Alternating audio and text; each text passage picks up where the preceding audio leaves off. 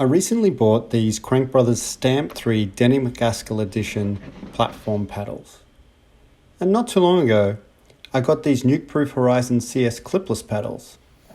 So today, I'm going to tell you why I got them and give you my opinion on each. Right at the outset, I give the Nukeproof clipless pedals 9 out of 10, and the Crank Brothers 8 out of 10. I love them both and I'm super happy with my purchases. Before we go any further, some of you are likely confused as to why these are called clipless pedals, even though you clip into them.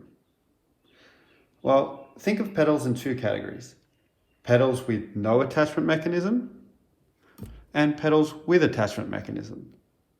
Pedals without attachment mechanisms are called platform or flat pedals, kind of for obvious reasons.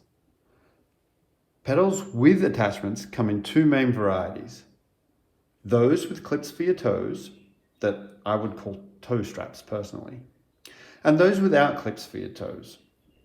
The ones without clips for your toes are called clipless pedals. Yes, it can be confusing. No, I don't agree with the naming convention, but a common language is important, so it is what it is. For the last 13 years, I've been riding these Shimano PD-M505 clipless pedals. They have been simply bulletproof. When I say bulletproof, I mean I've done thousands of kilometers of cross-country and trail riding, and these pedals have been faultless. They saw me tearing up climbs to the envy of others without missing a beat. As you can probably tell, I've not even serviced them. Ever. Recently I decided that I want to get a bit more bike control out of my pedals. By that, I mean I want to be able to shift my feet around on the pedals to control exactly where my weight goes and how I can push and pull on the bike. Additionally, I wanted to move to a more comfortable mountain biking shoe, rather than my old clipless shoes with a super rigid sole. The point of the rigid sole is to capture as much of your pedaling power as possible and transfer that energy into the relatively small pedal attachment area.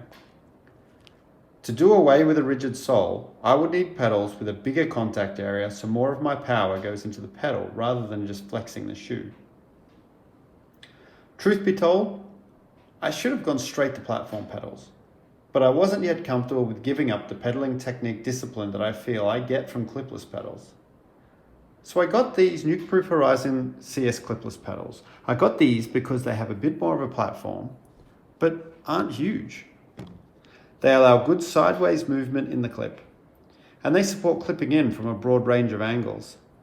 They comply with the Shimano SPD cleat standard that I'm used to, are nice and thin, giving a few extra millimeters for pedal strike clearance, and they have a nicely beveled contour, so that if you do have a pedal strike, it bounces off a bit more easily. They are also super light, at 352 grams for the pair. I'm not a weight weenie, but I just happened to get the ones with the titanium axles. They were the same price as the ones without at the store I bought them from. These pedals are excellent. They do everything promised. I've had an awesome time getting a bit more feel for my pedals. I love that I can wear more comfortable shoes and have had no problems clipping in or out from a wide range of angles under pressure or even in mucky conditions. But I do have just one niggle.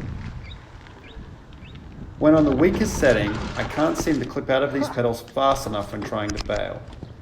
This may be more of a problem with me than with the pedals. After all, their purpose is to keep your feet locked to them. The Shimanos are definitely easier to get out of at the weakest setting and feel just as firm at the strongest setting.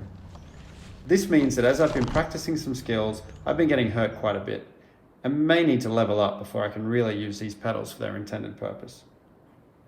So then I bought these Crank Brothers Stamp 3s. The point of going to platform pedals is to maintain or even increase the bike control while enable rapid bailability, which, I definitely need. These pedals look to be cast aluminium and reasonably solid. I reckon they'd take a fair beating.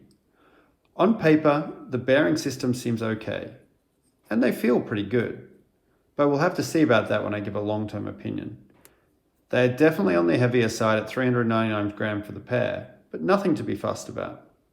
The pedals are 18 millimeters thick with a minimum of 6 millimeters of pin either side. That's a total of a 30 millimeter thick pedal, which just happens to be the same thickness as the Nukeproof pedals, when you include the clamp.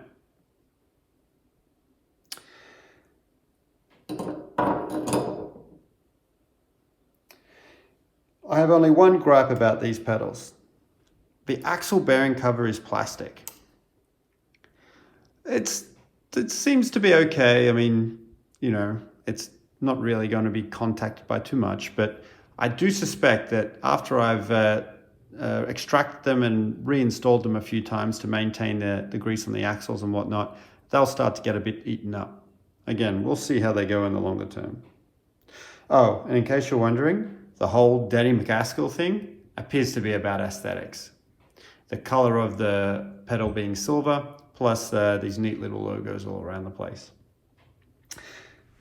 This color scheme happens to match my cranks really well, so, it's all good in my book. These pedals come in two sizes, small and large. I've got the small. I think it's fine for my size 45.5 shoe. Crank Brothers says you should go to a large at size 43. These pedals have an extra 13 mil between the platform and the crank, so I figure I'm okay.